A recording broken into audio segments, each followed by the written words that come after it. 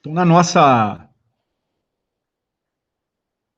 última aula de quarta-feira, a gente discutiu mais algumas propriedades do ensemble canônico, principalmente propriedades de natureza estatística, né? O comportamento da função de partição, o comportamento da média e do desvio quadrático médio, né? Quando o número de partículas é muito grande, né? E a gente viu que, de uma maneira geral, o desvio relativo ele cai com o inverso da raiz do número de partículas, por isso, novamente, é importante você ter uma amostra grande, né, uma amostra com um número grande de elementos para a sua estatística fazer sentido. Parte final da aula, a gente começou a cogitar a possibilidade de se construir uma função de partição para partículas que não interagem entre si. Elas podem interagir com algum ente externo, algum ente físico, mas entre si não há nenhum tipo de interação. E isso vai ser a primeira parte da nossa aula de hoje. Vamos então fazer um exemplo. Nesse exemplo, a gente vai tratar novamente o problema do paramagneto ideal de spin meio. Acho que o Marcelo está na área.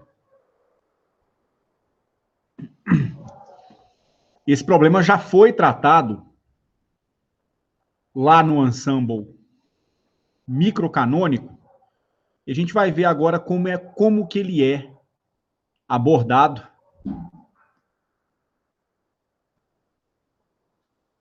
dentro do ensemble canônico. Vamos ver o que a gente consegue obter de informações sobre o paramagneto ideal de spin meio. A gente vai ver que algumas coisas a gente vai conseguir reproduzir os resultados que nós tínhamos obtido lá no ensemble microcanônico.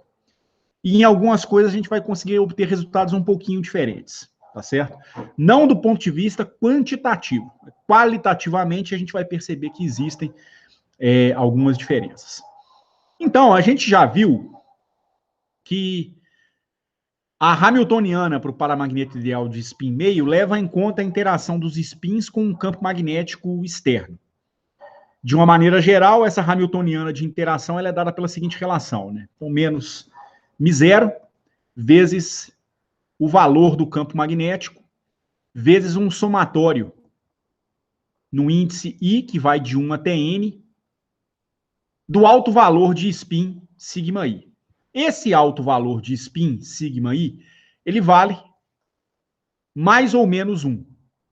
Na verdade, aqui nós estamos escolhendo um sistema de unidades em que o alto valor de spin ele vale mais ou menos 1. Mas se você pensar em algum problema em matéria condensada, esses spins eles estariam relacionados com elétrons em um material, magnético ou não. Então, no final das contas, isso aqui, o mais 1 vai corresponder a um alto valor mais H barra sobre 2, e o menos 1 ele vai equivaler a um alto valor menos H barra sobre 2. Ou seja, cada partícula ela pode ser encontrada em dois estados possíveis. Ou você determina um elétron com um spin para cima, ou você determina o elétron com um spin para baixo. Identificar isso é importante, porque isso nos permite enxergar quantos estados estatísticos de fato nós temos. Se eu tenho um total de N partículas, e se cada partícula pode ser encontrada em dois estados possíveis, então qual será o total de estados que eu tenho? 2 para a primeira, 2 para a segunda, 2 para a terceira. Esses estados eles são independentes entre si. Você encontra a partícula 23 com o spin up, como ela não interage com os seus vizinhos, a partícula vizinha ou as outras partículas podem ser encontradas em qualquer um desses dois estados. Então, na verdade, você precisa fazer o produto dos estados individuais para cada partícula. Sendo 2 estados para cada partícula, você tem, então, um total de 2 elevado a n estados possíveis.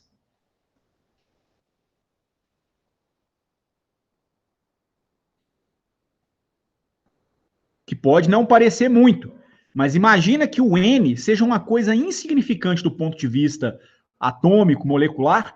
Digamos que o n vale a 1000. Então, seu número de estados possíveis vai ser da ordem de 2 elevado a 1000, que dá estado pra caramba, tá certo? Só pra gente ter uma ideia, né? 2 elevado a 10, né? 2 elevado a 10 dá quanto? Dá 1024, se eu não estou enganado.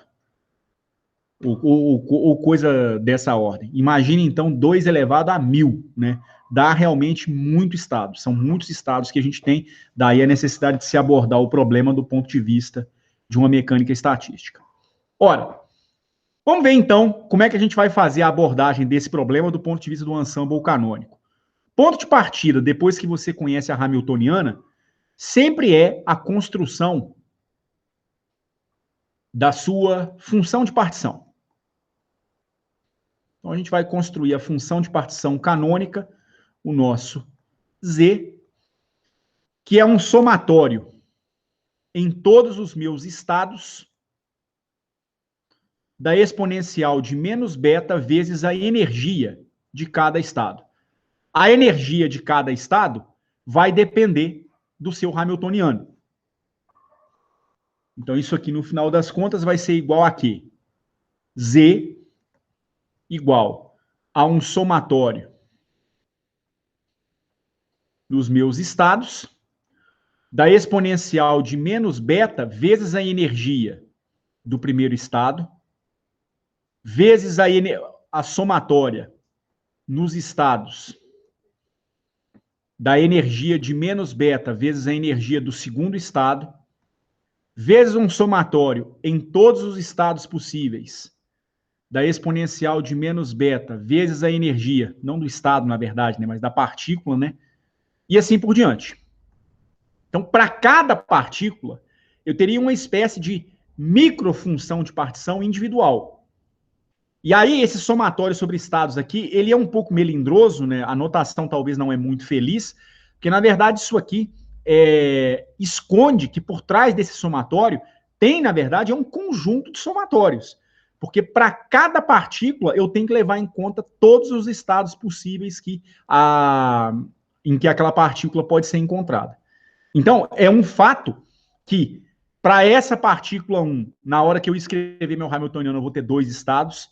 Para essa partícula 2, eu vou ter 2 estados. Para essa partícula 3, eu vou ter 2 estados, e assim por diante. Tá certo? Porque o spin ele pode ser encontrado para cima ou para baixo. Então, a minha função de partição ela vai ser dada por quem? O que vai caracterizar o meu estado para cada partícula? O valor do spin. Então, essa somatória pode ser reescrita no alto valor sigma, sendo esse valor valendo mais ou menos 1. Então, para a primeira partícula, quais são os possíveis valores do operador de spin 1, sigma 1? Ele vai valer mais ou menos 1. E aí eu vou ficar com a exponencial de μ0 vezes beta vezes o valor do campo magnético vezes sigma 1. Isso aqui é o que eu obtenho para a primeira parcela. Por quê? Porque eu troquei a energia pela sua expressão do Hamiltoniano, tá certo? Menos μ0b, um somatório em todos os estados do alto valor de spin correspondente. Isso aqui é o que eu tenho para a primeira partícula. Depois, como é que eu vou reescrever a função de partição para a segunda partícula? A gente vai ter um somatório no alto valor de spin sigma 2, valendo mais ou menos 1 da exponencial de μ0 vezes beta vezes b vezes sigma 2, vezes um somatório no alto valor de spin sigma 3, que pode valer mais ou menos 1, da exponencial de μ0 beta vezes b vezes sigma 3. E assim por diante. Isso vai dar quanto? Agora, vem aquele aspecto que a gente discutiu na nossa última aula, a respeito das partículas não interagirem entre si, das partículas serem tratadas como partículas livres. Nesse Hamiltoniano, vocês podem perceber o seguinte: os possíveis valores de energia, no caso, energia de interação magnética, que a gente vai ter para cada partícula, são os mesmos. Todas as partículas estão sujeitas à mesma temperatura. Então, o beta é o mesmo para todo mundo. Todas sofrem a ação do mesmo campo magnético. E os autovalores que nós temos para o spin têm o mesmo valor. Em todas as parcelas, eles valem mais ou menos 1. Em outras palavras, será que existe alguma diferença dessa parcela para a segunda, para a terceira, até chegar na enésima partícula? Não, Edson, não existe diferença, não. Não existe. É isso que reflete aquele comentário que a gente fez no final da aula de quarta-feira. O hamiltoniano individual, ele, nesse exemplo, ele vai ser o mesmo para todas as partículas individuais. Então, isso aqui me permitiria escrever esse meu produto de somatórios como sendo um somatório aonde o índice de spin, o alto valor de spin, né? O sigma 1 pode valer mais ou menos 1 da exponencial de μ0 vezes beta, vezes o campo magnético, vezes sigma 1. Só que isso aqui vai ser válido também para a segunda parcela, para a terceira, para a quarta, para a enésima partícula. Então isso aqui me dá o somatório de sigma 1 valendo mais ou menos 1 dessa função exponencial elevado a n. Isso aqui foi o que eu quis dizer na aula passada, como um exemplo onde eu poderia fatorar a função de partição e escrever a função de partição total como a função de partição de um único elemento do meu ensemble elevado ao número total de elementos. Se as partículas forem não interagentes, a gente sempre vai conseguir fazer isso. Quem que vai ser esse nosso sigma 1? Esse Z1, né, perdão. Esse Z1 é um somatório. No meu alto valor de spin valendo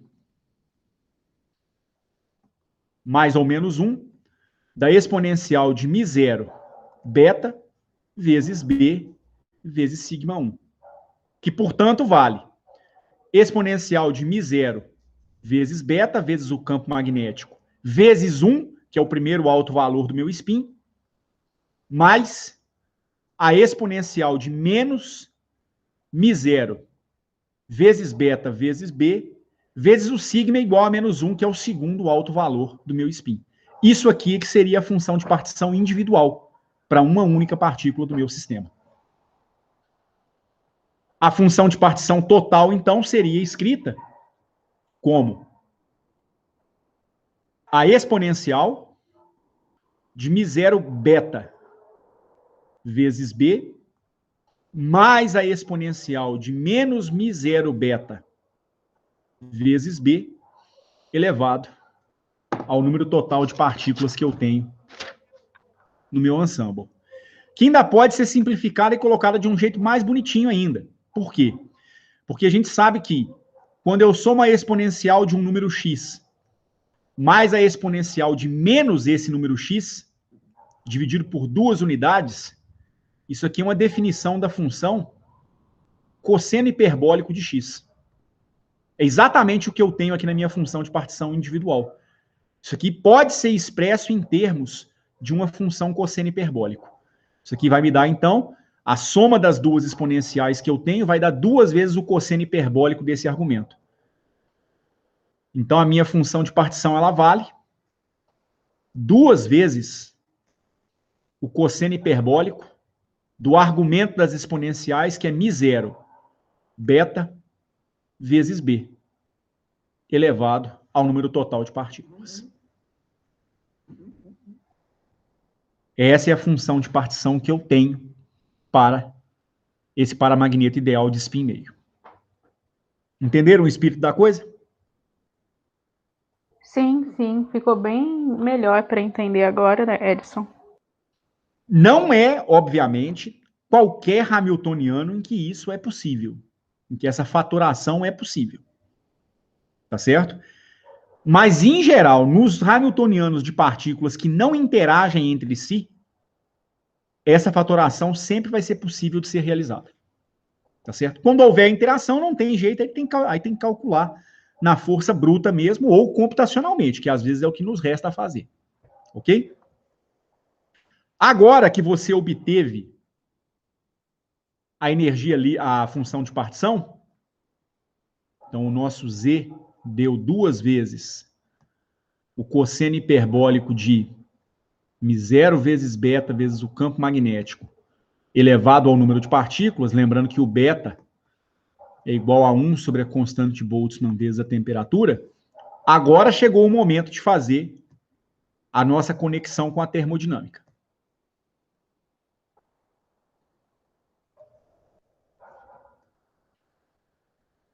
Como que a conexão com a termodinâmica vai ser realizada? Num segundo momento, a gente vai supor o número de partículas tendendo para infinito, né? Isso faz parte de se tomar o chamado limite termodinâmico. Mas antes disso, já que nós estamos trabalhando no contexto do ensemble canônico, é hora de calcular a nossa energia livre de Helmholtz.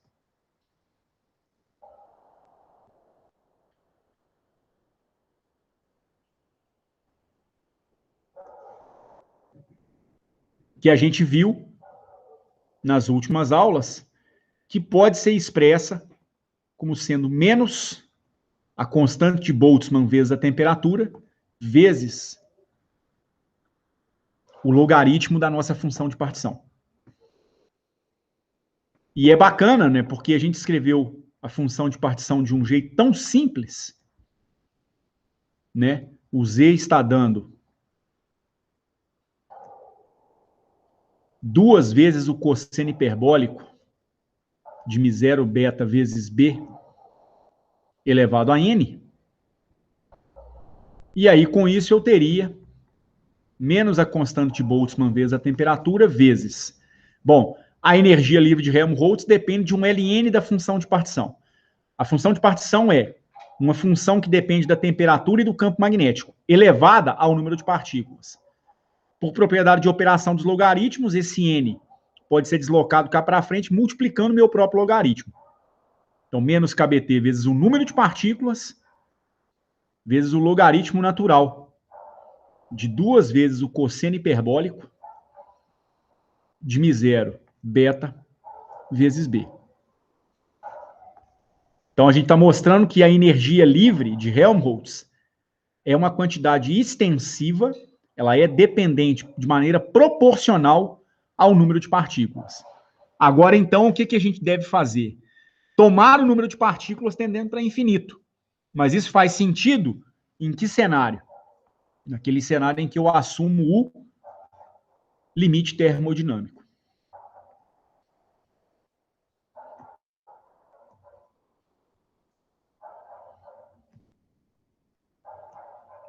No meu limite termodinâmico, eu tomo o número de partículas tendendo para infinito, e aí, com isso, eu vou obter a energia de Helmholtz intensiva, que eu vou chamar de Fzinho, dependendo da temperatura e do volume. Isso aqui é o quê? É o limite, quando o número de partículas tende para infinito, da razão entre a energia livre de Helmholtz total e o próprio número de partículas. Eu obtive a energia livre de Helmholtz total aqui em cima, proporcional ao número de partículas. Quando eu dividi-la pelo número de partículas, eu vou ter a energia de Helmholtz intensiva. Então, isso vai me dar a energia de Helmholtz em termos de T e V, e isso é igual a menos kBt vezes o logaritmo natural de 2 vezes o cosseno hiperbólico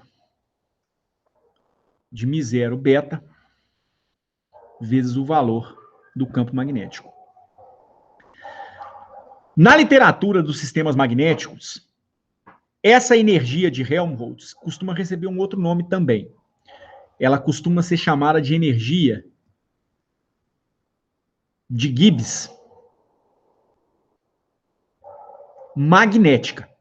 É um outro nome para essa energia livre de Helmholtz. Mas isso, para esse problema, tá certo? No contexto de você ter um sistema de spins interagindo com o campo magnético externo, tá certo? A energia livre de Gibbs, que vocês aprendem lá na termodinâmica, ela é uma função de temperatura e pressão. A energia livre de Gibbs magnética, ela não depende da pressão, ela depende da temperatura e do campo magnético. Mas por depender de um parâmetro, de um conjunto de parâmetros parecido, né, com o que é a energia livre de Gibbs convencional, é por isso que costuma se denominá-la também de energia de Gibbs, tá certo?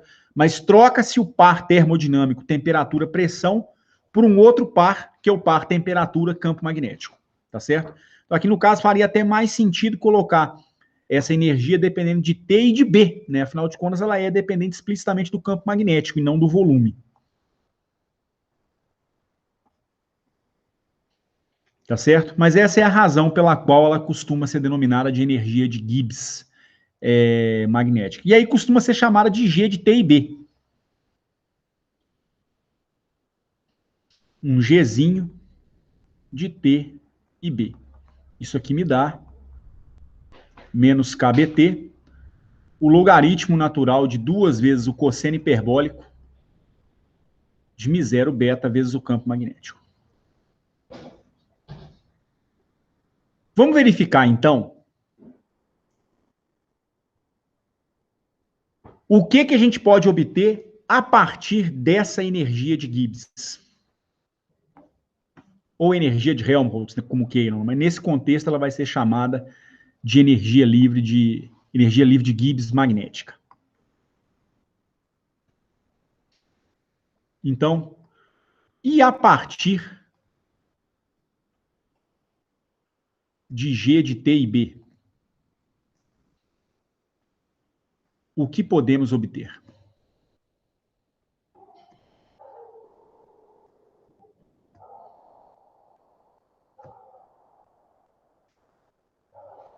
Quem vai dizer para a gente as grandezas que nós podemos obter a partir do momento que você constrói a expressão da energia livre são as equações de estado ou as relações de Maxwell que a gente pode construir. Então, vamos tentar construir as equações de estado e verificar se vai ser necessário construir alguma relação de Maxwell para poder obter algum parâmetro termodinâmico importante no contexto do paramagneto de spin meio. Então, vamos lá. De uma maneira geral, só para a gente recapitular toda a construção, né? A variação de energia interna específica, o DU, é dada por T vezes a variação de entropia específica menos a pressão vezes a variação de volume. No caso aqui seria volume específico também. Quando você escreve a primeira lei da termodinâmica dessa forma, você está escrevendo a primeira lei num cenário em que você está admitindo trocas de energia apenas por meio de calor ou de trabalho mecânico.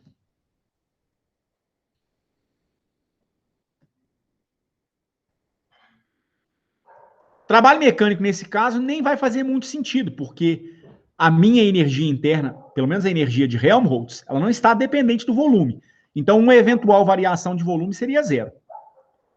Mas ela depende, por sua vez, do campo magnético. Então, a gente precisa colocar algum termo que representa a variação de energia interna quando há uma interação com o campo magnético. Que termo seria esse? Vocês lembram lá da termodinâmica?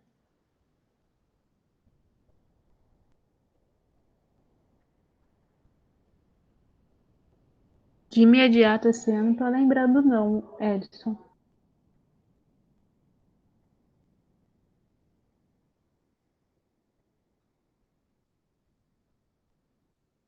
Marcelo, Rafael? Eu também não lembro, não. Idem. Deem uma olhada, quando vocês puderem,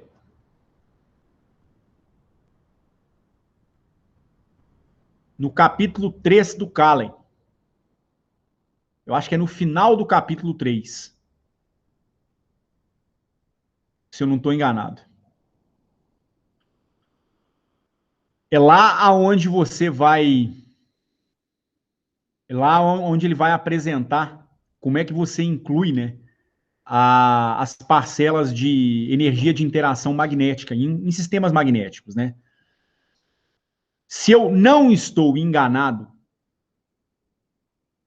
o termo que é adicionado, ele é proporcional ao campo magnético multiplicado pela variação de magnetização.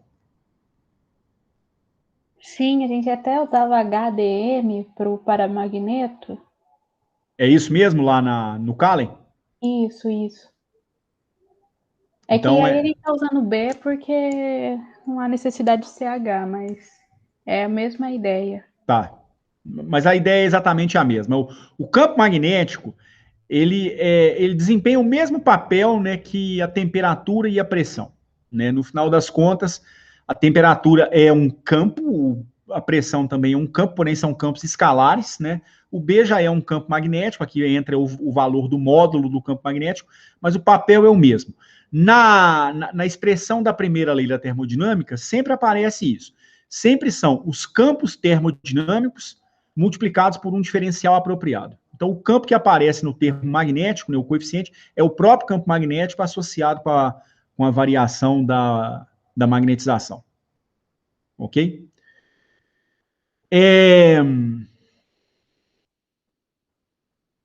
Daqui a gente poderia construir as equações de estado na representação de energia interna. Na representação de energia interna, a gente já sabe, então, que a temperatura seria a derivada parcial da energia interna em relação à entropia, mantidos o volume e a magnetização constantes. A pressão seria menos a variação da energia interna em relação ao volume, mantidos a entropia e a magnetização constantes. E o campo magnético poderia ser obtido também. Seria uma derivada parcial da energia interna em relação à magnetização, que é o diferencial que eu tenho acompanhando o campo magnético, mantidos os outros diferenciais constantes. Então, a entropia e o volume mantidos fixos. Mas, na verdade, no contexto do ensemble canônico, a gente trabalha numa situação onde a gente constrói o que a gente chama de uma... como é que eu vou dizer? A gente constrói uma representação alternativa adequada para o cenário onde a gente tem temperatura fixa. Quando nós temos, então, temperatura fixa, que é o cenário do ensemble canônico, usualmente a gente trabalha com a energia livre de Helmholtz.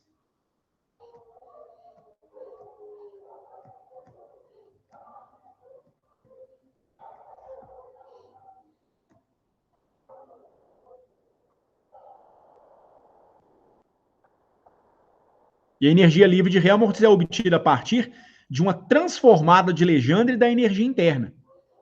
Já trabalhando com as quantidades específicas, a minha energia de Helmholtz específica seria uma transformação de Legendre envolvendo U, T e S. Então, ela é igual a U menos a temperatura vezes a entropia. Só que para obter as equações de estado, eu tenho que tomar o diferencial da minha energia interna, ou no caso da energia livre de Helmholtz. Eu tenho que calcular o meu DF. DF vale DU menos o diferencial do produto da temperatura pela entropia. Seguindo o roteiro do que eu tenho para a primeira lei da termodinâmica, quem que vai ser o DU? DU vale TdS menos a pressão vezes a variação do volume, mais o campo magnético vezes a variação da magnetização, mais, melhor, menos, né? O diferencial do produto temperatura por entropia. Então, menos S vezes dt, menos T vezes ds. e de imediato a gente percebe o cancelamento de TDS com menos TDS. Então, o meu diferencial de energia livre de Helmholtz, ou energia de Gibbs magnética, nesse contexto, dá menos S vezes dt, menos P vezes dV, mais B vezes dm. Quais são as equações de estado que nós podemos construir, então? As equações de estado vão nos permitir calcular esses coeficientes dos diferenciais, dos quais a minha energia depende. Então, nesse caso, eu estou determinando que a energia de Helmholtz, ou energia de Gibbs magnética, ela é uma função da temperatura, do volume e da magnetização. Obviamente, o diferencial de energia de Gibbs magnética ou energia livre de Helmholtz teria que ser igual a quê? Derivada da energia de Helmholtz em relação à temperatura, mantidos o volume e a magnetização constantes, multiplicado pelo diferencial de temperatura. Mais derivada da energia livre de Helmholtz em relação ao volume específico, mantido temperatura e magnetização constantes, multiplicado pelo diferencial de volume. Mais derivada da minha energia de Gibbs em relação à magnetização, mantida a temperatura e o volume específico constantes, multiplicado pelo diferencial de magnetização. Quando você compara as duas maneiras pelas quais você pode expressar a variação da energia livre de Helmholtz, ou energia de Gibbs magnética, como queiramos, essa aqui é a forma, vamos dizer, física, ela é construída a partir da primeira lei da termodinâmica, e a que vem embaixo é consequência matemática do fato da energia de Helmholtz depender de T, V e M. Mas a física tem que se casar com a matemática. Então, a relação 1, ela tem que ser igual à relação 2. Então, eu perguntei agora há pouco, o que pode ser obtido a partir da obtenção da energia de Gibbs magnética? A entropia. A entropia, enquanto equação de estado, ela pode ser definida como menos a derivada parcial da energia livre de Helmholtz, ou energia de Gibbs magnética, como queiramos, em relação à temperatura, mantido o volume e a magnetização constantes. Então, o meu F de T e B, ou G de T e B, como queiramos, isso aqui é, no final das contas, né, 2 vezes o cosseno hiperbólico de μ0 beta vezes o campo magnético. O primeiro parâmetro que nós podemos obter, então, é a entropia. A entropia pode ser obtida a partir de agora. Como? A entropia foi definida por meio das minhas equações de estado como menos a derivada da energia livre em relação à temperatura. Então, menos derivada da energia livre em relação à temperatura, mantido o volume e a magnetização fixos. O volume, muito provavelmente, nem vai existir nesse cenário, né? Porque a energia livre não foi construída dependente do volume. Então, isso aqui vai me dar o quê? Menos a derivada em relação à temperatura de 2 vezes o cosseno hiperbólico de μ0 vezes beta, que é 1 sobre kBt, vezes o campo magnético. Essa é a expressão que eu tenho a ser derivada. Ok? Como que essa relação vai ser derivada? Isso aqui vai me dar menos 2 vezes derivada da função cosseno hiperbólico é a função seno hiperbólico. Você não tem aquilo de derivar o cosseno e virar menos seno nas funções hiperbólicas, não. Então, a derivada do cosseno hiperbólico dá o próprio seno hiperbólico, sem o ganho de um sinal. Dá o seno daquele próprio argumento. Mi0 vezes 1 sobre KBT vezes B. Mas acontece que você derivou e fez uma derivada em relação à temperatura. E aí, o argumento da sua função cosseno hiperbólico depende da temperatura. Eu tenho que derivar esse argumento agora aplicando a regra da cadeia. Mi0, o campo magnético e a constante de Boltzmann são tratados como constantes. Eu tenho que derivar 1 sobre T em relação a T, que é menos 1 sobre T ao quadrado. Então, a minha entropia ela vai dar menos 2 vezes Mi0 vezes o campo magnético sobre KB T ao quadrado. Na verdade, vai dar até mais, né? Porque esse sinal negativo se combina com esse sinal negativo. Seno hiperbólico de Mi0B sobre KBT. Me deem um instantinho, por favor, gente. Eu tô achando que faltou um termo nessa minha parcela. Só um instantinho, por favor.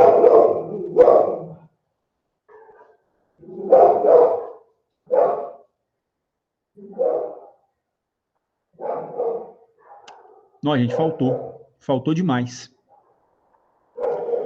Faltou pelo seguinte, eu esqueci um detalhe, provavelmente cá atrás.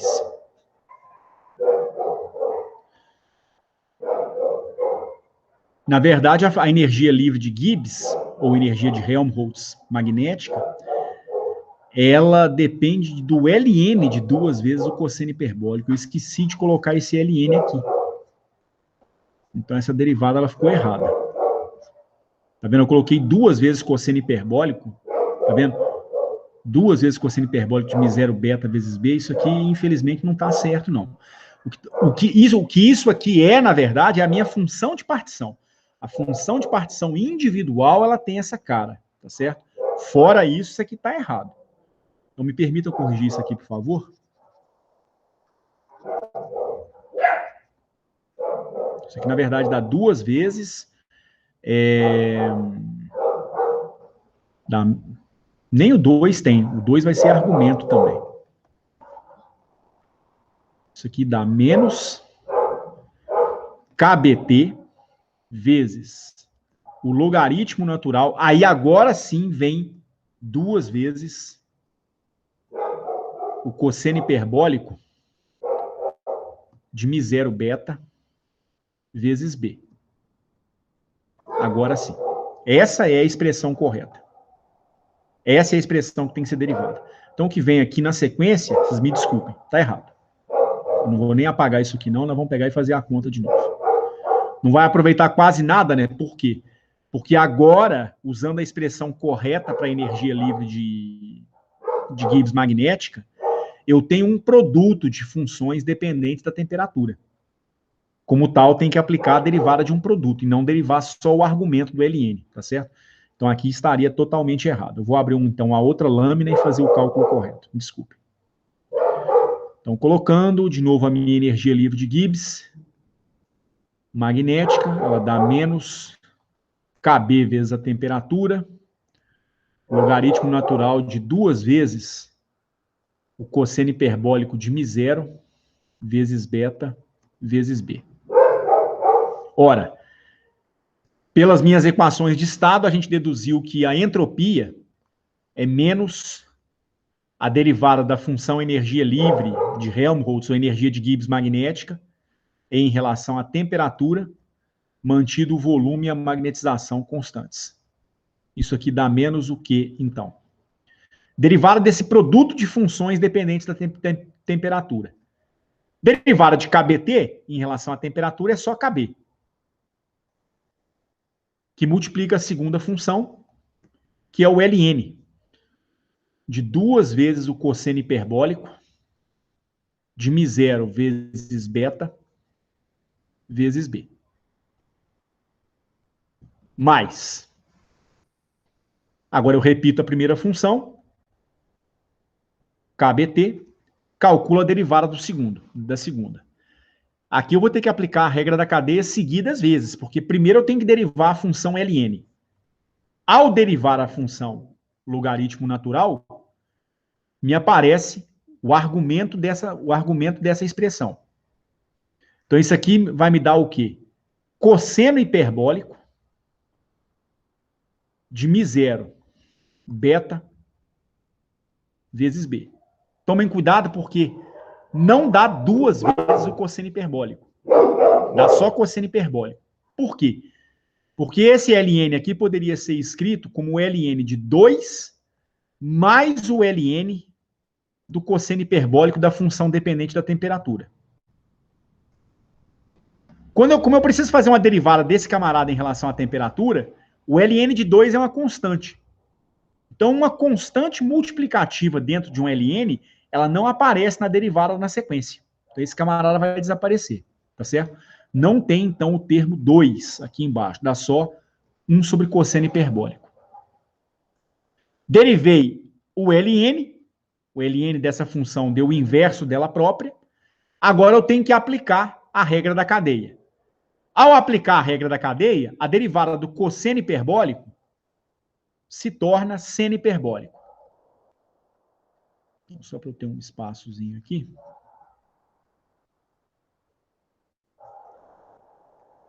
Então, isso aqui dá o seno hiperbólico de μ0 vezes o beta vezes o campo magnético B. Mas não é só isso, porque aqui, no interior da função seno hiperbólico, do cosseno e, por fim, do próprio ln, eu tenho uma outra função da temperatura, onde o μ0 e o B são constantes, mas o beta é 1 sobre kBt. O kBt é constante, pode ser repetido. Mas a temperatura vai ser derivada em relação à temperatura. É a derivada de 1 sobre T em relação a T, que dá menos 1 sobre T ao quadrado. Essa é a derivada que nós temos, então, para a obtenção da nossa entropia. Então, a entropia, como uma função da temperatura e do campo magnético, vai ser igual a quanto?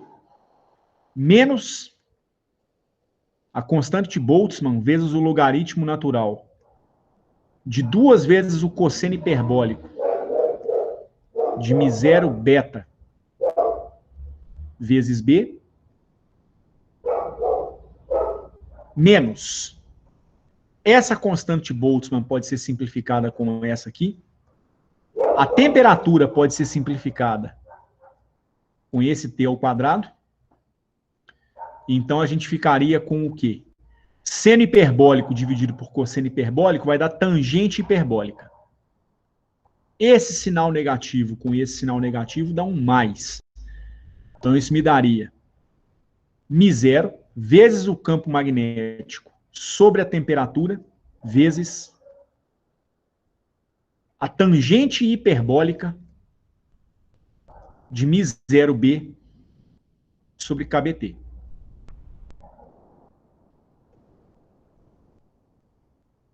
Ok? Essa é a expressão para a entropia que nós temos. Dá para se obter a entropia desse sistema em termos da temperatura e do campo magnético.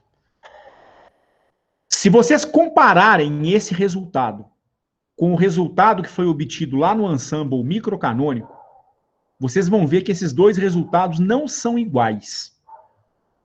E aí, será que algum deles está errado? Não, nenhum deles está errado. A diferença entre esses dois resultados é que lá atrás, no ensemble microcanônico, eu expressei a entropia em termos da energia interna e do campo magnético. Mas agora, no contexto de ter o meu sistema em contato com o reservatório térmico, a temperatura torna-se uma variável mais adequada para expressar a minha termodinâmica. Então, a entropia está expressa em termos de uma outra variável, que é a temperatura e o campo magnético.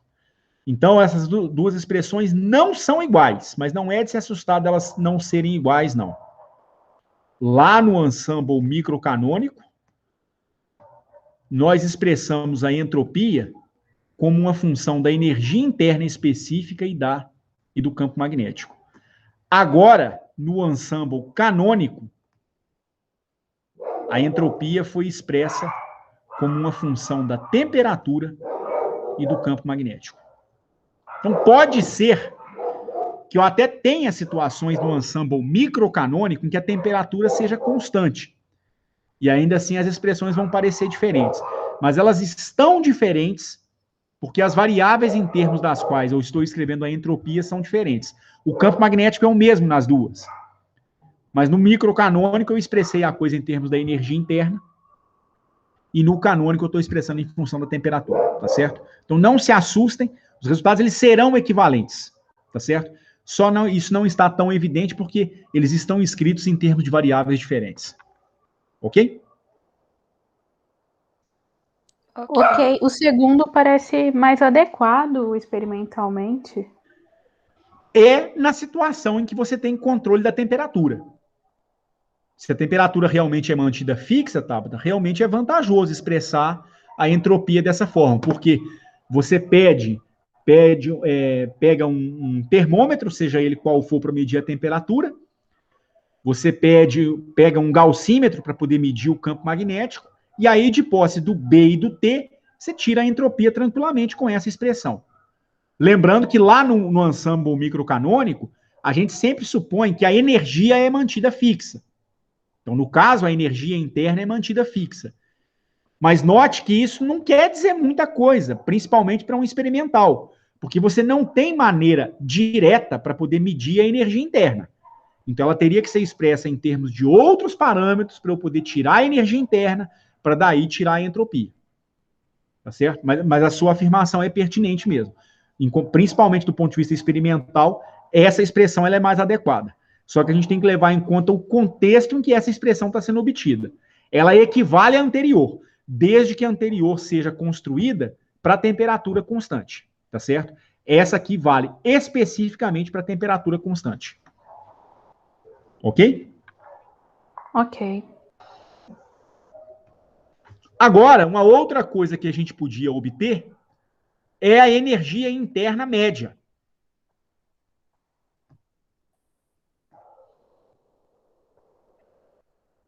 Temos condições para isso? De acordo com a aula de quarta-feira, temos.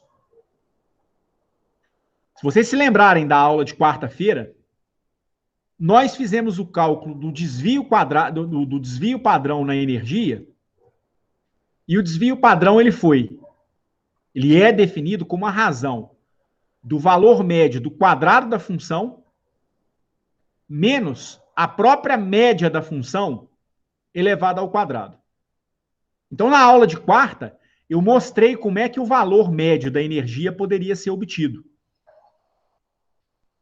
Nós vimos na aula de quarta-feira que o valor médio da energia é dado por menos uma derivada do ln da função de partição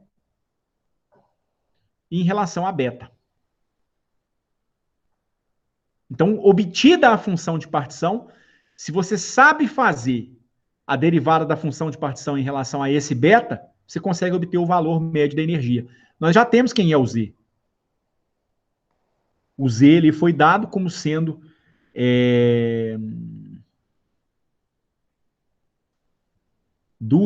duas vezes, né, o cosseno hiperbólico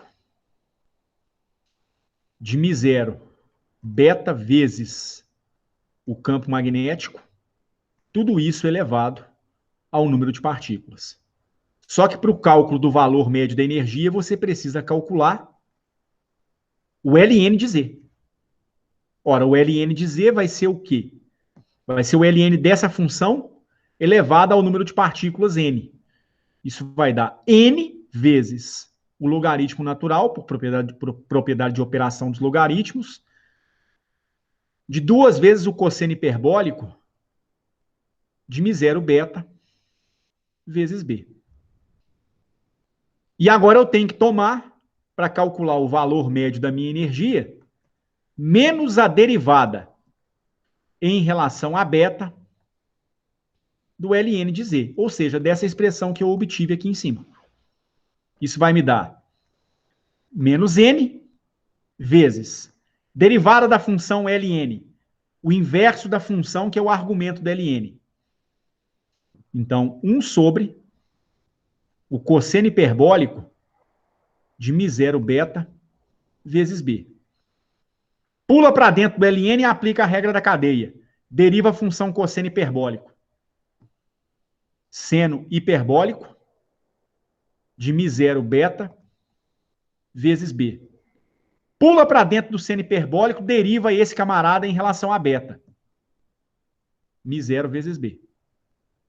Porque é a derivada em relação a beta, e não em relação à temperatura, como foi no caso anterior para a obtenção da entropia. Seno hiperbólico dividido por cosseno hiperbólico, tangente hiperbólica. Aqui eu posso optar por dividir a energia interna, média, pelo número de partículas. Isso aqui vai me dar a energia interna específica como uma função da temperatura e do campo magnético. Isso aqui vai me dar o quê? Menos μ0 vezes o campo magnético B, seno dividido pelo cosseno, tangente hiperbólica de μ0 B sobre kBt. Essa é a expressão da energia interna específica para o paramagneto ideal de spin meio.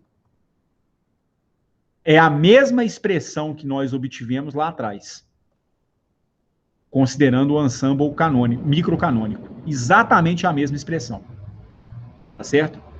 Então, o fato é que muitos resultados são exatamente os mesmos nos diferentes ensembles, em que a gente vem a trabalhar. Os ensembles, então, para muitas grandezas, podem ser equivalentes. E nesse caso aqui, para a energia interna, o ensemble microcanônico é equivalente ao ensemble canônico. Você obtém o mesmo resultado. Outra variável que a gente poderia obter seria a magnetização. O Edson, Pois não. eles sendo iguais à energia média de tanto o microcanônico quanto o canônico, nos dá algum tipo de propriedade especial? Não, não dá, não. Aí simplesmente é uma questão, Tábara, de ganho de natureza matemática. Em qual ensemble vai ser mais fácil tratar o seu problema, dependendo da circunstância física. Então, se os ensembles são equivalentes, eu tenho a impressão de que o cálculo no ensemble canônico, ele é mais fácil que no microcanônico. Então, se a situação física pode ser tratada tanto no ensemble microcanônico quanto no ensemble canônico, pelo menos para a obtenção da energia interna, parece que é mais vantajoso trabalhar no ensemble canônico do que no microcanônico. Vai depender de quais são as restrições que você tem no seu problema. Então, no caso, uma restrição que eu tenho agora é temperatura constante. Para temperatura constante, parece que ficou evidente. É mais fácil obter o resultado no ensemble canônico do que no microcanônico. Tá certo? Basicamente é isso. Em termos de significado, é exatamente a mesma coisa. Entendeu? Mas em termos de simplicidade na obtenção, um ensemble pode ser vantajoso ao outro. Essa é a diferença. Entendi. Bem legal. É bem mais fácil manter a temperatura constante do que energia interna, então faz bem sentido. É só matemática. Então, vamos lá. Vamos passar para a magnetização. A magnetização, que costuma ser uma função da temperatura e do campo magnético.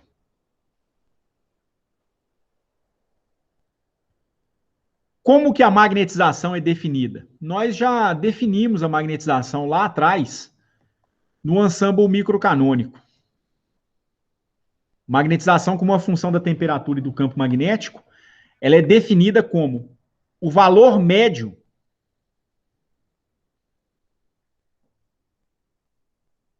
dos seus spins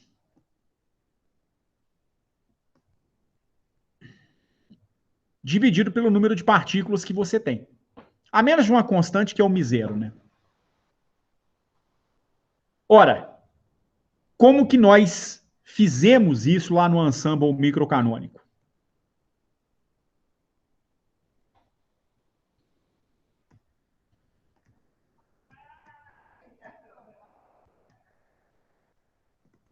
Esse meu N, ele foi definido da seguinte maneira. Ele foi definido como uma soma de duas parcelas, que lá nós chamamos de N+, e N-. O que é o N+ e o N-? São números de spins. A primeira parcela reflete para mim o número de partículas que tem o spin positivo. A segunda reflete para mim o número de parcelas que tem o spin negativo. Então, com isso, lá atrás, a minha magnetização como uma função da temperatura e do campo magnético, ela foi expressa como o número de partículas com spin para cima, menos o número de partículas com spin para baixo, porque a magnetização ela é líquida, né?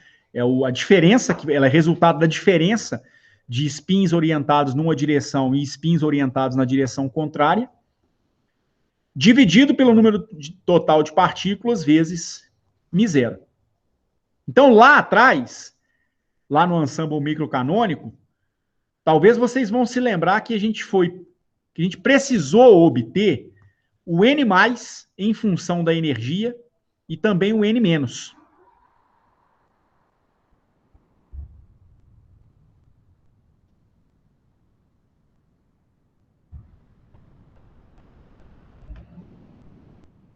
Se eu não estou enganado, eu posso estar errado, viu?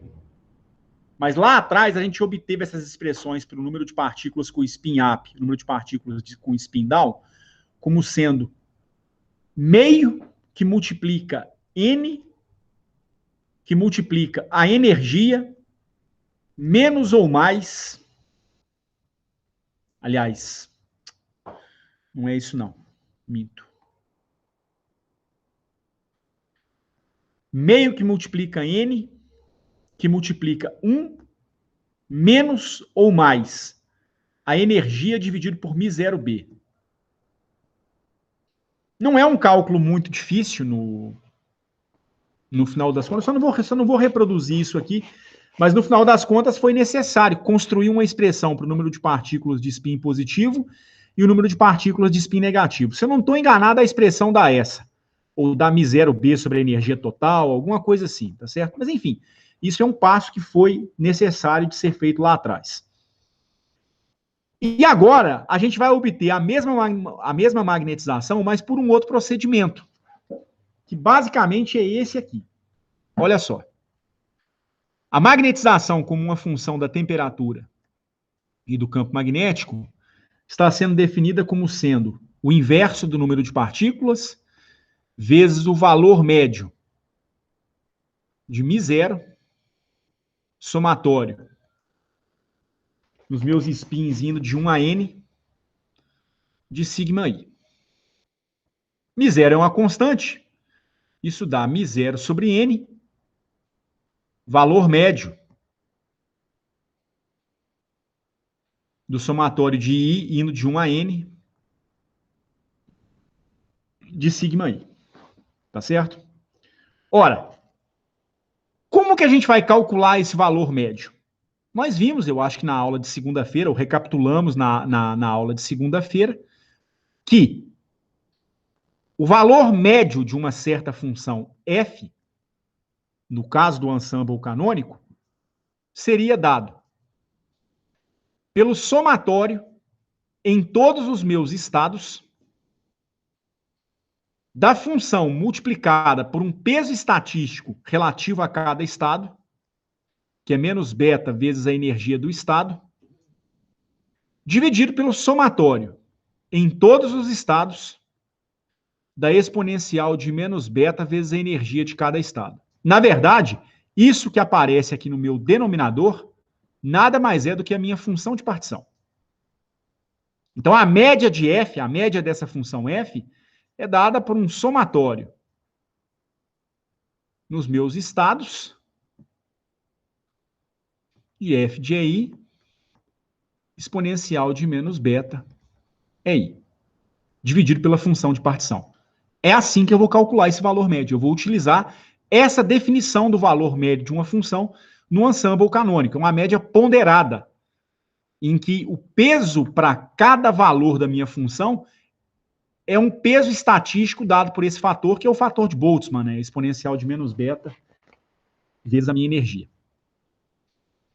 Então, a magnetização como uma função de T e B vai ser igual a quanto? μ0 sobre N vezes uma soma sobre todos os meus estados, porque essa é a definição de valor médio, eu tenho que somar sobre todos os estados. De quê? Da função que eu desejo calcular. Qual é essa função? É a função magnetização. A função magnetização, ela depende do número de spins, do somatório do somatório de spins, do somatório dos valores de spin em cada estado. Então aqui eu vou ter, dentro desse meu somatório em estados, um somatório nesse índice I, que vai de 1 até N, do alto valor de spin sigma I. Essa é a função da qual eu quero meu valor médio, no final das contas. Vezes a exponencial de menos beta vezes a energia do estado. Qual é a energia do estado? A energia de cada estado, ela depende do meu hamiltoniano.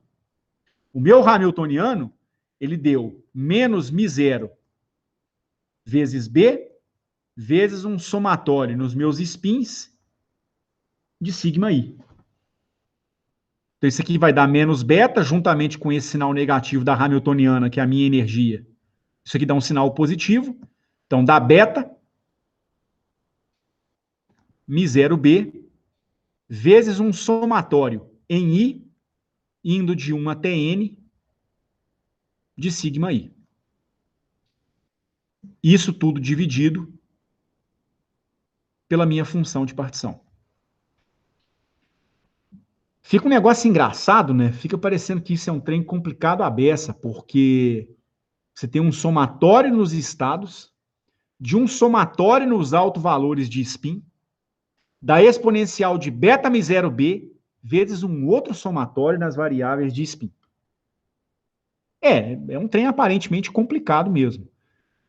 Mas que pode ser bastante simplificado se você perceber uma maneira pela qual você pode reescrever essa sua expressão.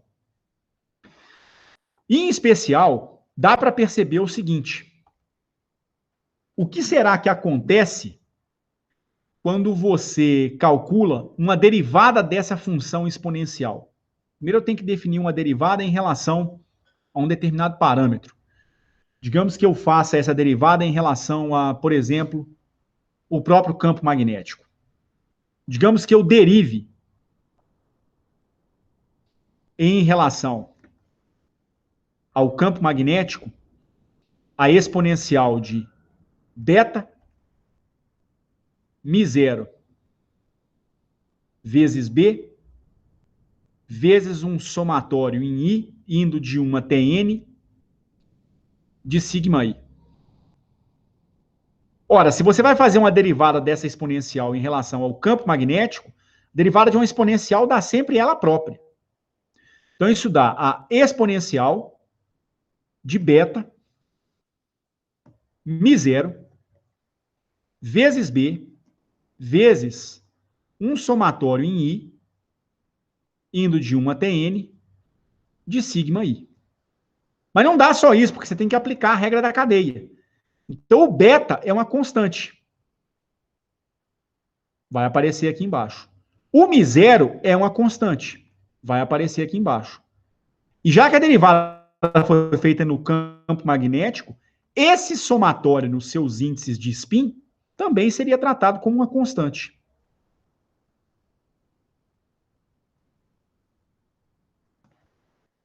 Em outras palavras, isso que aparece no interior desse somatório geral tem uma conexão profunda com uma derivada apropriada da função exponencial. Até o μ0 apareceu aqui. O beta que não apareceu. Mas poderia aparecer. Se eu multiplicasse e dividisse essa relação por beta. O fato é que se eu fizer essas manipulações, a magnetização como função da temperatura e do campo magnético seria igual a quanto?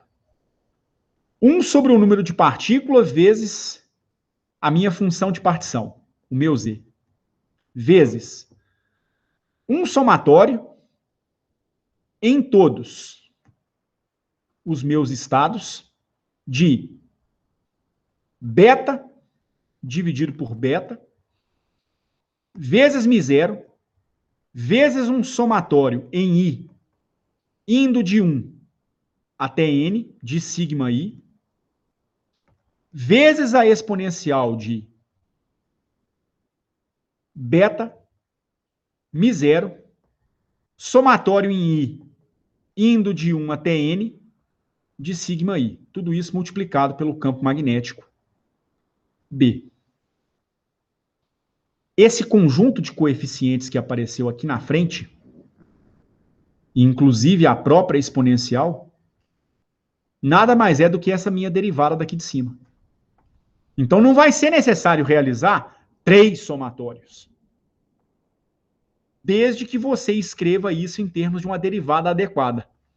Então a magnetização ela vai ser igual a 1 sobre N vezes Z, um somatório em todos os meus estados de 1 sobre beta vezes uma derivada em relação a beta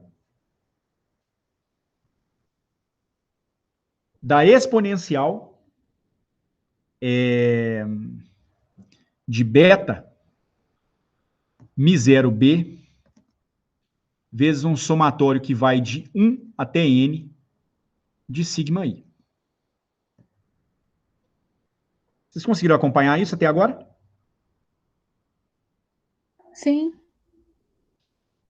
Marcelo, Rafa, Gabriele? Ok. Ok? Agora, reparem o seguinte. Eu tenho aqui um somatório de derivadas, e a derivada é uma operação linear. Eu posso inverter a ordem entre essas operações. Porque a soma das derivadas é a derivada de um somatório. Então, isso poderia ser reescrito como sendo 1 sobre N vezes E, vezes beta. O beta é 1 sobre a temperatura, né? Não depende qual é o estado em que você está. Da derivada em relação a beta do somatório em todos os meus estados da exponencial de beta μ0b somatório com I indo de 1 até N de sigma I. O que vai dar isso aqui dentro do meu par de colchetes?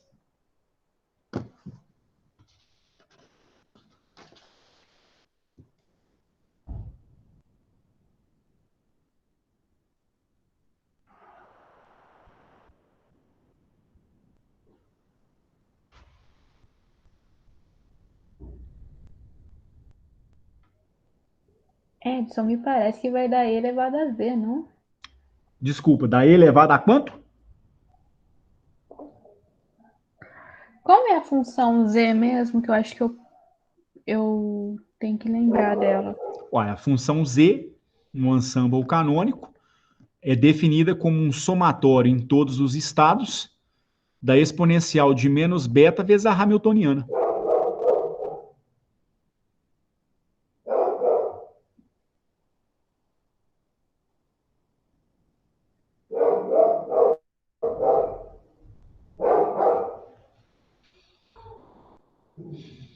Então é isso mesmo, não é? E elevado a Z?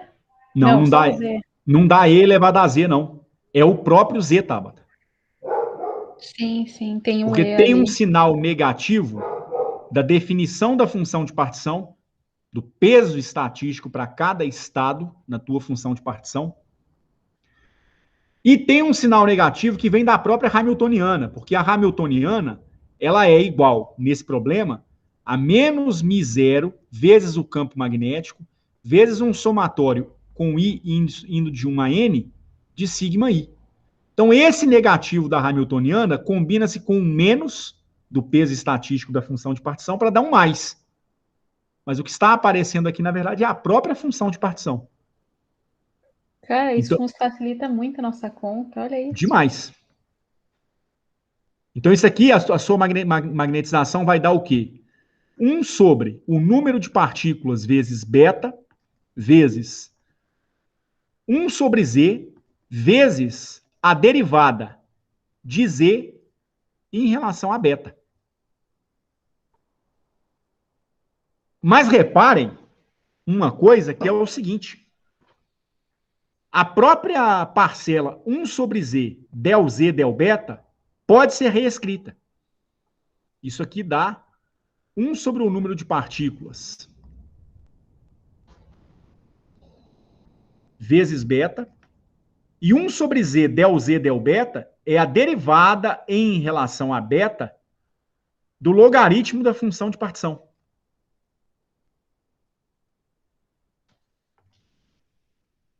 Porque a derivada do ln... Aqui eu teria que aplicar a regra da cadeia, né? A derivada do ln de Z em relação a beta, ela precisaria ser reescrita como derivada do ln de Z em relação a Z. Já que Z não é função direta de beta. Z, ln de Z é função de Z. E aí agora sim eu faria del Z, del beta. Isso aqui dá 1 sobre Z, del Z, del beta. Então, olha como que a expressão da magnetização já ficou mais simples. Ela vai ser igual a 1 sobre N vezes beta, vezes a derivada em relação a beta do ln de Z.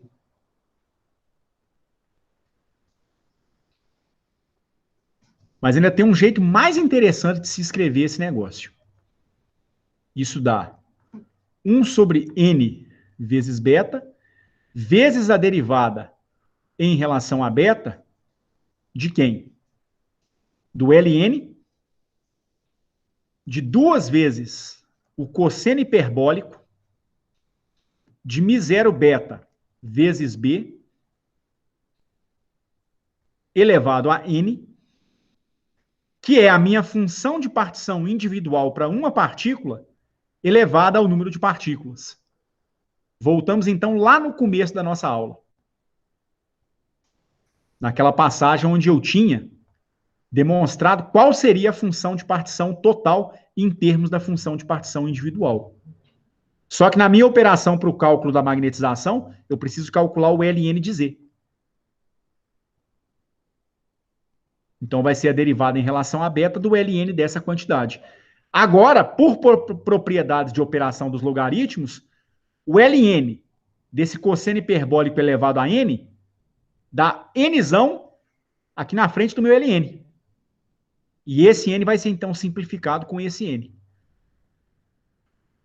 Como próximo passo, a magnetização como função de t e b seria igual a 1 sobre beta vezes derivada da função ln de cosseno hiperbólico em relação a beta. Dá 1 sobre cosseno hiperbólico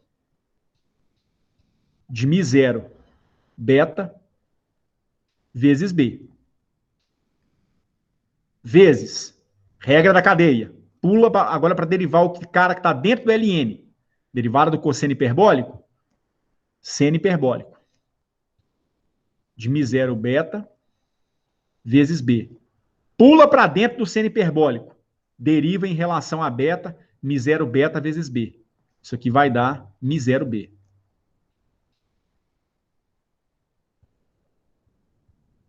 Ok? Que vai nos dar o que no final das contas? Aliás,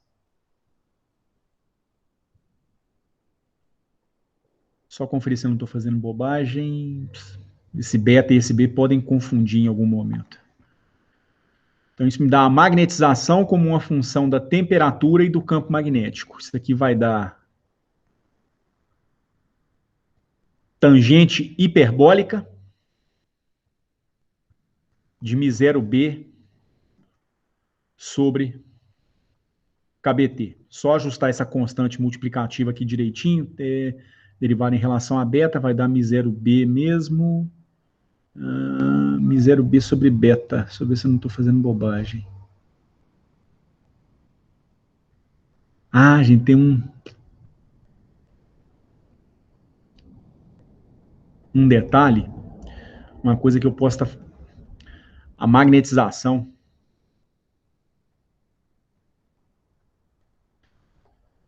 Eu posso ter colocado a expressão errada. Oh, caramba, hoje eu tô... Ah, sabia. A magnetização, gente, é uma derivada em relação ao campo magnético. Aí nessa passagem daqui para cá, eu saí trocando beta por B, tá vendo? De fato vai ser 1 sobre beta, mas a derivada é feita em relação a B. Para dar todos os fatores certinhos. Você deriva em relação ao campo magnético para sair o beta, sair o μ0 e sair o somatório de sigma i.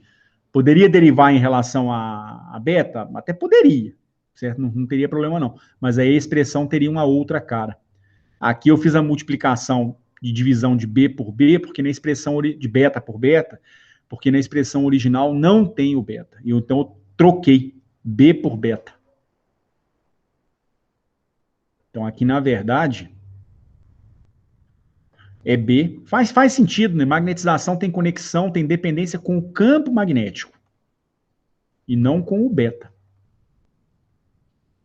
Então aqui é del Z, del B. Aqui dá B também. Aqui dá para aplicar a regra da cadeia tranquilamente, não está errado. Mas a derivada final, ela é feita em relação ao campo magnético.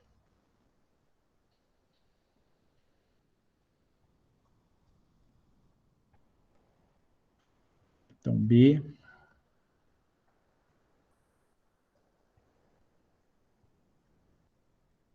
Aqui, B também. E aí agora vai sair a constante correta. A constante correta não é μ0b, né? Se a derivada é feita em relação a B, quem vai sair na última derivada na regra da cadeia é μ0 beta. E eu precisava desse beta mesmo. Porque esse beta que eu obtive agora, ele é anulado com esse beta. Então a constante que sobra na magnetização é simplesmente a permeabilidade magnética do material. E essa é a expressão da magnetização, tal e qual nós encontramos no ensemble microcanônico. É exatamente a mesma expressão. Certo? Porém, obtida pelo ensemble microcanônico. Um outro detalhe é o seguinte.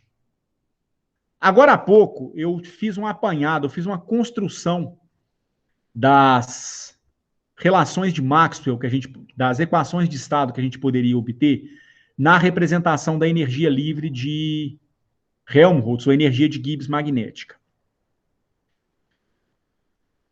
Então, eu mostrei que a entropia é menos a derivada da energia de Gibbs magnética em relação à temperatura. Ok. Mas eu também poderia ter obtido uma equação de estado para o campo magnético. E aí o campo magnético, ele poderia ser expresso como uma derivada apropriada. Ele seria a derivada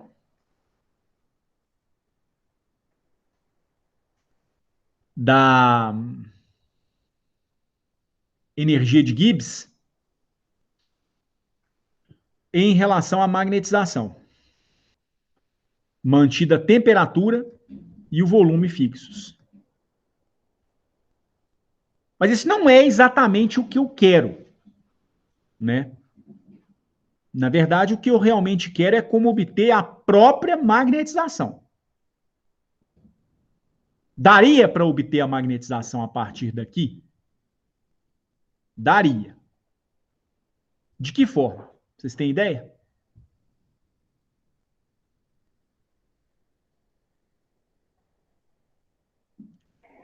Você pode repetir a pergunta, Edson? Você quer obter a magnetização, é isso? Porque uma coisa são as equações de estado. As equações de estado vão te dar os campos termodinâmicos, que são os coeficientes, nesse caso, de temperatura, volume e magnetização. Então, as equações de estado vão te dar a entropia e o campo magnético. Também te dá a pressão se o seu sistema tiver volume variável. Não é muito razoável imaginar isso numa amostra magnética, como um pedaço de ferro magnético. O volume vai se manter essencialmente constante. Dificilmente você vai experimentar uma situação no material magnético em que o volume em si chega a ser variável. Pense num ímã. O ímã tem volume essencialmente constante. Mas no caso mais geral, você poderia tratar uma situação em que o material apresenta magnetismo e o seu volume é variável. Então, nesse caso, eu também poderia, caso ele experimente variações de volume por pressão, calcular a pressão, que seria menos a derivada da energia de Gibbs magnética em relação ao volume, mantida a temperatura e a magnetização fixa. Esse conjunto de equações aqui são as minhas equações de estado.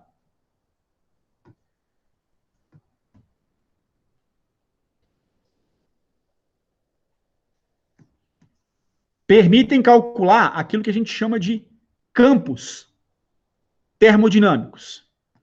O que são esses campos termodinâmicos?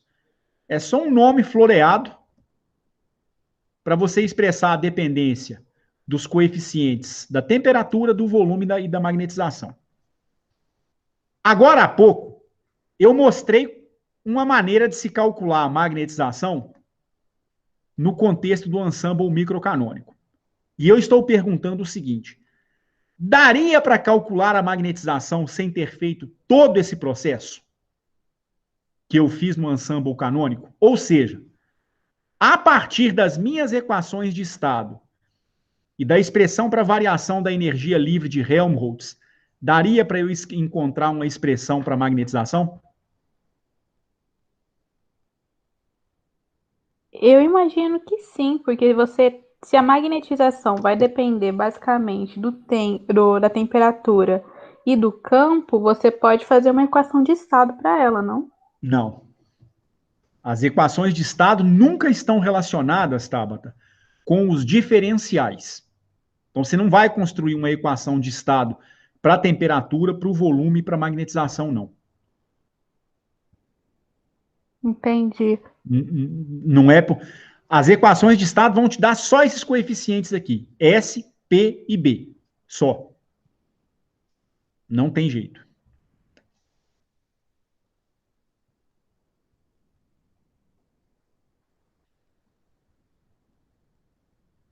Não tem jeito, não, gente. Por meio da própria expressão da variação de energia de Helmholtz, não seria possível calcular a magnetização, o volume ou a temperatura. Não seria possível. Mas daria para a gente ter encontrado a magnetização de uma outra forma. Nós encontramos a magnetização a partir das nossas noções de mecânica estatística no ensemble canônico, como sendo essa expressão aqui. Porém, nós vimos qual é a expressão da energia de Gibbs magnética, ou energia livre de Helmholtz.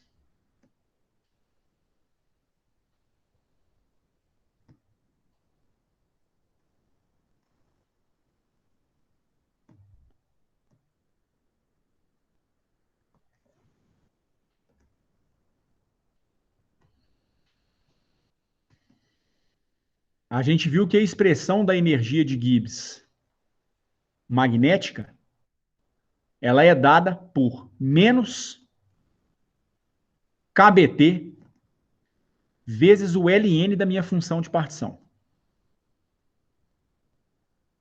Façam o seguinte. Vamos tomar uma derivada da energia de Gibbs magnética em relação ao próprio campo magnético. Isso aqui é a derivada em relação ao campo magnético de menos KBT ln de Z. Se nós observarmos o que a gente fez aqui em cima, é exatamente isso que nos dá a magnetização. Esse resultado que está colocado aqui para a gente, para a magnetização, obtido por meio do formalismo estatístico do ensemble canônico, isso é exatamente uma derivada apropriada da função de partição que vai me dar a magnetização. Observem o seguinte. A derivada está sendo feita em relação ao campo magnético. KBT é a mesma coisa que 1 sobre beta. ln de Z é o ln de 2 vezes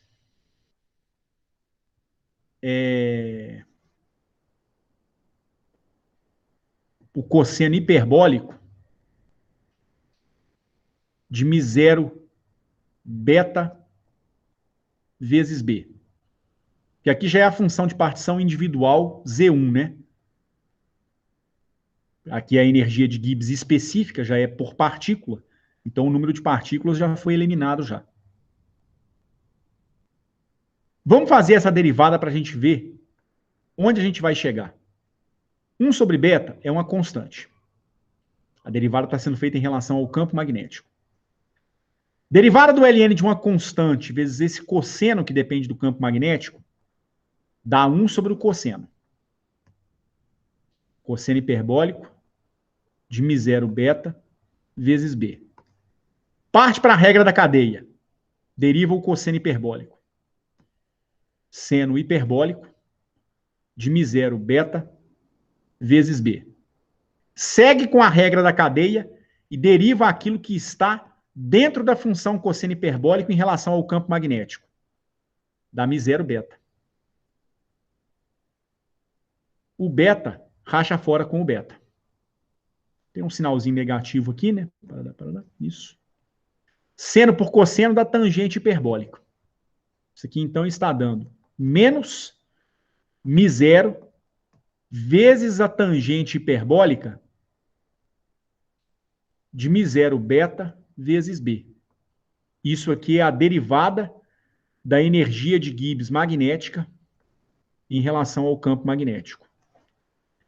Quem é μ0 tangente hiperbólica de μ0 beta vezes B? É o que eu obtive agora há pouco e chamei de magnetização. Então, nós estamos mostrando que a magnetização ela poderia ser expressa como menos uma derivada da energia de Gibbs magnética em relação ao campo magnético, mantida a temperatura constante. Então, eu já poderia ter obtido a magnetização dessa forma. Em sistemas magnéticos mantidos em temperatura constante, isso sempre vai ser possível. Você sempre vai poder expressar a magnetização como uma derivada da energia livre de Helmholtz ou energia de Gibbs magnética por meio dessa relação. Tudo que a gente fez a partir da construção da função de partição é válido. Nada está invalidado. Porém, há um atalho, se a gente perceber que essas duas relações são iguais, tá certo? Então, você pode optar por fazer a construção via função de partição, como a gente fez, fazer essa série de manipulações que a gente fez com as derivadas, com esses somatórios, essa coisa toda, mas isso se resume, no final das contas, a uma derivada da energia de Gibbs em relação ao campo magnético. Ok? Mantida a temperatura fixa. Entenderam? Sim. Por fim, susceptibilidade magnética.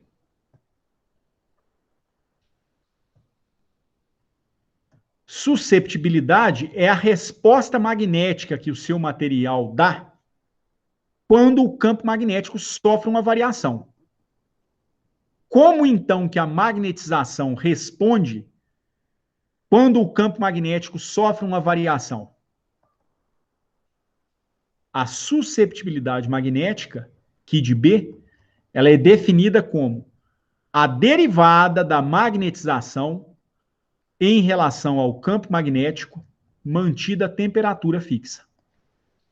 Então, isso aqui vai ser a derivada em relação ao campo magnético de quê? Como a gente viu agora há pouco, μ0 vezes a tangente hiperbólica de μ0 beta vezes B. Temos que fazer essa derivada, então. Ok? Quanto vai dar essa derivada? Vocês lembram?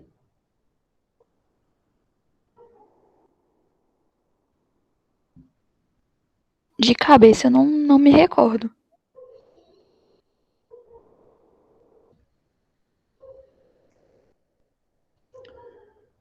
O ideal aqui, se você não se lembrar de imediato, é calcular, né, a derivada de um quociente, né? Derivada do seno hiperbólico de μ0 beta vezes B. A derivada de tangente hiperbólica, ela não é dada por secante hiperbólica ao quadrado Exatamente. da variável? É isso mesmo. Em termos nominais, vamos dizer assim, é igual a derivada da tangente trigonométrica, da cossecante trigonométrica elevada ao quadrado. O inverso, né, na verdade, né? Não é isso mesmo. Dá 1 sobre o cosseno elevado ao quadrado, que é a secante ao quadrado. Aqui, por ser função hiperbólica, vai dar secante hiperbólica elevada ao quadrado. Mas isso aqui vai dar o quê? μ0 vezes derivada do numerador, é a derivada do seno hiperbólico, que dá cosseno hiperbólico de μ0 beta vezes B. Derivou o numerador, multiplicou pelo denominador. Então, cosseno hiperbólico de μ0 beta vezes B. Menos derivada do denominador, derivada da segunda. Derivada de cosseno hiperbólico é seno hiperbólico. Multiplicada pela primeira, que é o numerador. Também é um seno hiperbólico. De μ0 beta vezes B. Dividido pelo denominador ao quadrado. Cosseno hiperbólico de μ0 beta vezes B. No numerador, eu tenho cosseno hiperbólico ao quadrado de μ0 beta vezes B, que é cosseno vezes cosseno, né? Hiperbólicos, né? Menos seno hiperbólico ao quadrado de μ0 beta vezes B. Na trigonometria, seno ao quadrado mais cosseno ao quadrado dá 1. Para as funções hiperbólicas, cosseno hiperbólico ao quadrado menos seno hiperbólico ao quadrado é que dá 1. Então, para qualquer combinação de argumentos, você sempre tem que cosseno hiperbólico ao quadrado de x menos seno hiperbólico ao quadrado de x é igual a 1. É exatamente o que eu tenho nesse meu numerador. E aí eu fico com 1 sobre cosseno hiperbólico ao quadrado. 1 sobre cosseno hiperbólico, né, é a secante hiperbólica. Então, com isso, a minha magnetização em função... e não terminou ainda não, né, porque tem que aplicar ainda a regra da cadeia, né? Na verdade, a derivada do seno hiperbólico é μ0 beta vezes B, mas eu ainda tenho que fazer a derivada do argumento de seno hiperbólico, que é a derivada de μ0 beta B em relação a B, que é μ0 beta. O mesmo vai acontecer aqui, na derivada do cosseno hiperbólico. Vai surgir um μ0 beta multiplicando todo mundo. Então, as duas parcelas vão ter derivadas proporcionais a μ0 beta. que eu poderia colocar em evidência. Ok? Então, não posso esquecer desse termo não. Ok? Então, a susceptibilidade como uma função da temperatura e do campo magnético, ela vai ser igual a μ0 vezes μ0 dá μ0 ao quadrado. O beta é 1 sobre kBt vezes 1 sobre cosseno hiperbólico ao quadrado de μ0 beta vezes B. Essa é a expressão da susceptibilidade magnética. Também já foi obtida no contexto do ensemble microcanônico. Se o campo magnético for zero, você vai ter o cosseno hiperbólico de μ0 beta vezes zero, que é igual a 1. A sua susceptibilidade magnética a campo nulo, ela é igual a μ0 ao quadrado sobre kBt. O que é importante nesse resultado é perceber que a susceptibilidade a campo nulo, ela é inversamente proporcional à temperatura. É uma lei que a gente viu lá atrás no ensemble canônico, microcanônico, aliás, que é a lei de Curie. Em outras palavras, quanto maior for a temperatura, menor é a resposta magnética do material. Então, a temperatura destrói o magnetismo do material. Faz com que ele demore a responder, ou melhor, para temperaturas bem elevadas, né? A susceptibilidade vai tender para zero, vai ficar bem pequenininha. O material não responde a uma eventual variação do campo magnético. Você está destruindo o magnetismo do material. Mas isso é para campo nulo. Quer dizer que se o material está colocado com campo magnético igual a zero, e você promove pequenas variações do campo magnético a partir de zero, ele não responde. Ou vai demorar muito para responder, tá certo? Para temperaturas muito elevadas, você já vai ter, então, a susceptibilidade igual a zero. Tá certo?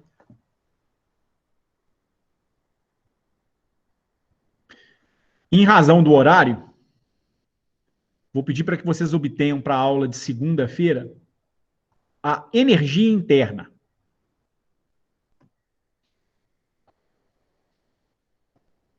A energia interna como uma função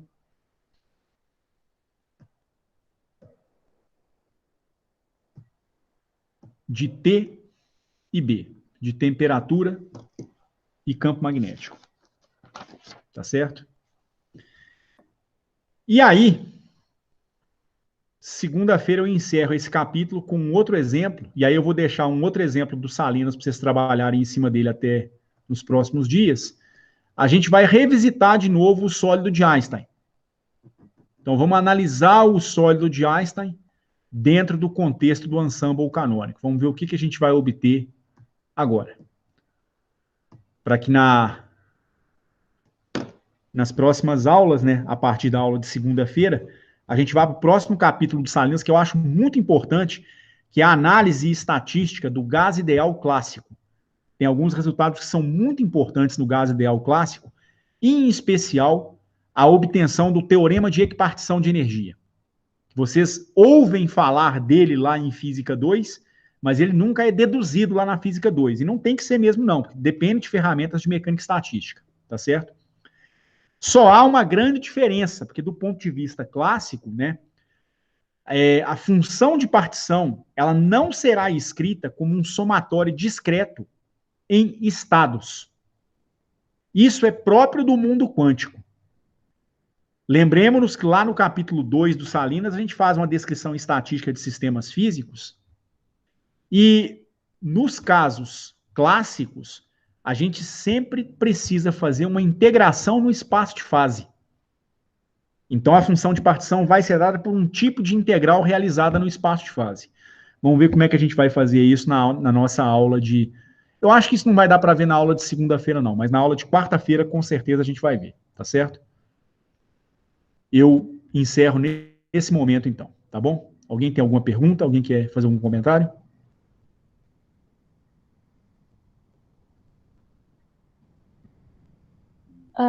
Edson, tô escaneando aqui minha lista. Daí eu te mando por e-mail. Como é?